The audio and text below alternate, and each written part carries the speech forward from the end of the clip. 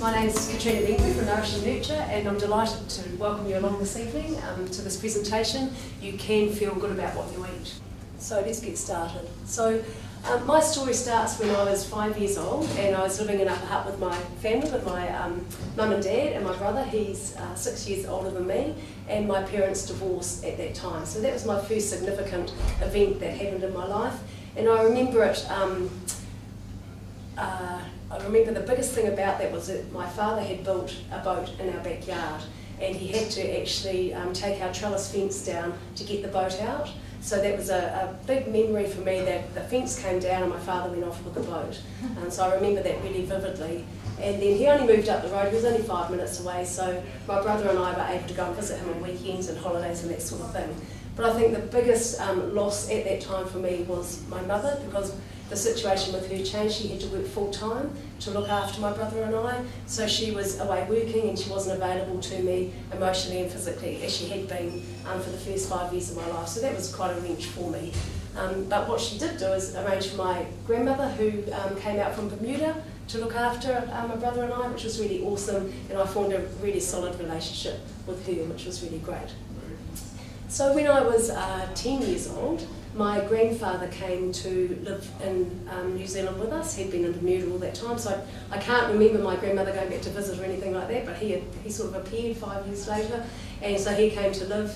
But unfortunately what happened was he was only here for 10 weeks and he died of a massive heart attack, which was really tragic. He was a big jovial man, he was 6'4", but he was very heavy, he was 16 stone, and unfortunately he wasn't here very long with us. So that was a huge loss for our family, not so much for me because I didn't really know him, but especially for my grandmother and my mother. So a lot of issues started to arise because of that.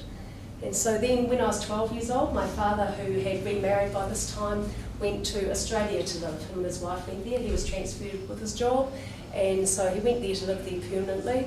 So I was only able to see him on Christmas holidays. I went sort of once a year. So I didn't have a strong relationship with him, and now that he was living in another country, I saw him less and less. So we sort of drifted apart a little bit. It was round about the same time as this that my mother started to have her own emotional issues, and she started drinking heavily and unfortunately became an alcoholic. So that meant that I had a lot of issues at home myself, because my brother by then had moved out, he'd gone flatting, so it was just me and mum at home, and I was having to live with my mum sort of doing the Jekyll and Hyde thing, being great one minute and not the next. So that was a difficult time for all of us. And then in my fourth form year, first term at school, I had to go to boarding school because mum was sent down to Hannah Springs to recover, which was really cool, and she did get the help that she needed. But for me, going to boarding school was awful. I hated it. I was taken away from all my friends, and it was just something I didn't enjoy at all. Before I went to boarding school, I was an A-grade student, and when I got there, I was just very average. I was just getting B's. It was very high-pressure stuff, and I found it difficult to make friends. So that was very difficult for me, and when I came back, again, I just had to try and settle back into a school where everyone else had moved on. So those years were quite hard for me. So the end of that what happened next was when I was 15, my grandmother had a lot of issues. She had dementia, and I think she was just heartbroken from my grandfather dying. And so unfortunately my grandmother died when I was 15 years old, and that was really, really difficult for myself because I did have a strong relationship with her, and of course that was really hard, excuse me, for my mother as well. So that was when I first started to experience some issues in my own life. That's when I first started to put on weight, and I became chubby, and I found this very difficult because I'd never had any issues up until the age of 15. I'd always been fit and active and healthy, into all manner of sports. I was very good at sports. I loved all that sort of thing, but I can't remember doing it, but I think I must have started eating for comfort or emotionally, and I became chubby. So that to me was mortifying because I didn't know how to deal with that. And then at the end of that year, I went to visit my father in Australia. I went over for the Christmas holidays, and this is the first time that he'd seen me chubby because he, as I said, he only saw me once in a while. So we were having a barbecue that evening, and I remember going to get myself another sausage, and my father said to me, "You can't have another sausage, you're already fat." And it was like, wow, I couldn't believe it. This is someone I didn't have a good relationship with. and certainly not the sort of thing you say to a teenage girl. So I basically tore off to the bathroom and had a good cry about it. And while I was in the bathroom, the window was open and my girlfriend was there, and she said to my father, "Oh, what's happened to Katrina? Is she coming back for pudding?" And my dad said, "Oh, there's no way she'll come back because she doesn't need pudding." So I heard all this, and me being me, I thought, "Well, blow you for a joke." So I dried my eyes and I pushed my shoulders back and I held my head high and I walked downstairs and proceeded to eat the biggest pudding you've ever seen in your life, just to show him. So, and the reason I share that story is because a lot of us make comments or have comments made to us that we think are helpful, but they're actually not. And I actually then carried that comment for the next 20 years. Now, I'm not saying that his comment was what caused me to have my eating problems, but it was just the straw that broke the camel's back, if you like. I was really unhappy, I was having issues of my own, and for someone to say that, that just sort of set me off.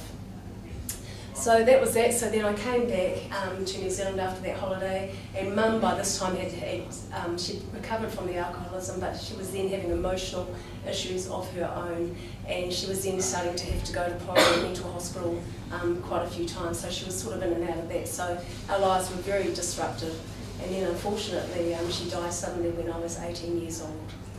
So yeah, so that was a pretty hard time. I was sort of numb at that time. I think the hardest thing was I was then on my own. My brother was off flatting, my father was in Australia, and Mum had gone. So I then flatted in the family home. I was well provided for. I was working at that time, so I could look after myself. It was no problem. But it was just that feeling of being alone and the loss that I'd suffered that I really struggled with. So then later on that year, I met my first husband. I met this guy and fell madly in love, but I think at the time I would have married anybody with two heads because I was just looking for love. So we got married when we were 21, and by 23 that was a failed marriage. And it was just one of those things I put down to experience. I wouldn't change it, but as I say, I was just looking for something to hold on to at that time. And the final thing I want to share with, because I want to get onto some positive stuff shortly, I just want to share that when I was 24, my father and his wife went to Hong Kong. Their dream was to retire and travel around the world. They'd had a boat built. She was a concert pianist, so they had a piano installed. He was an artist, so they had all the art stuff. And so they hopped on the boat and they had the maiden voyage from Taiwan to Hong Kong. And unfortunately, my father picked up some sort of virus which killed him. So he died in a Hong Kong hospital, and my stepmother was there on her own, having to sell the boat and all that sort of thing. So my brother and his wife and their little kid and I went over to Hong Kong to support her at the time. But by then, that was my father gone as well. So that's when I really started to have some serious issues because of all the loss that had happened in my life. So the reason I share all this stuff with you is because we all have stories. A lot of us have losses, but there's a lot of things that we don't deal with.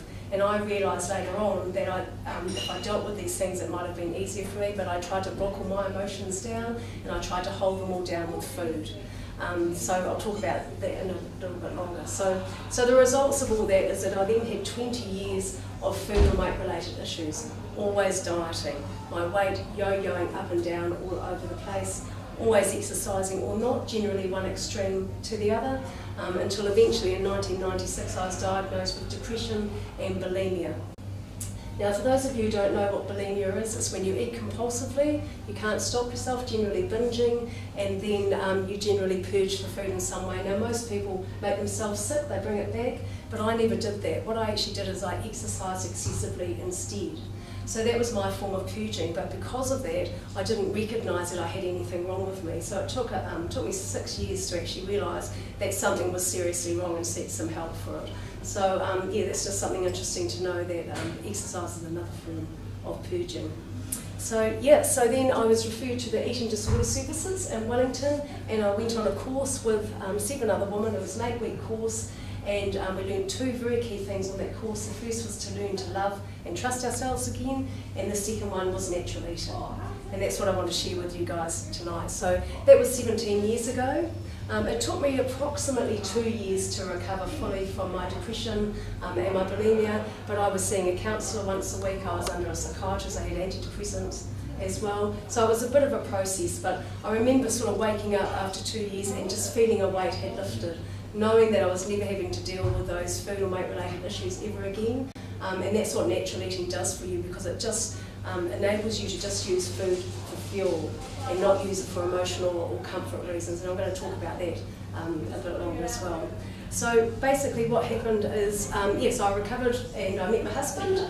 15 years ago we got married, we've got 2 beautiful boys, 12 and 13, so it's all great. And then 4 years ago I was doing a small accounts job in a medical centre because I've got a finance background, and it was giving me a bit of money and it fitted in with the kids, it was really flexible, but I was bored to tears. It wasn't what I wanted to do, it wasn't pushing my buttons, and so I went on a personal development workshop. And the purpose of that workshop was to encourage us to find out what our true purpose is, what we're good at, what we're passionate about, what we can share with other people. And I realised in that moment that I needed to share natural eating with as many people as I possibly could. So that's when Nourish and Nurture was born 4 years ago, and I've been doing presentations like this ever since and taking people through my courses, and I absolutely love it.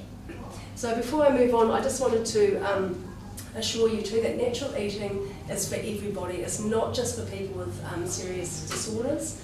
It's for anybody. Babies and young children eat naturally until we start telling them how they should eat, because they go by their natural instincts. Babies tell you in no uncertain terms when they're hungry, and they'll eat the food they like. If they don't like it, they won't eat it, and when they've had enough, they'll carry on with what they were doing. And that's exactly what natural eating is about, so we'll talk about that in a little bit more detail.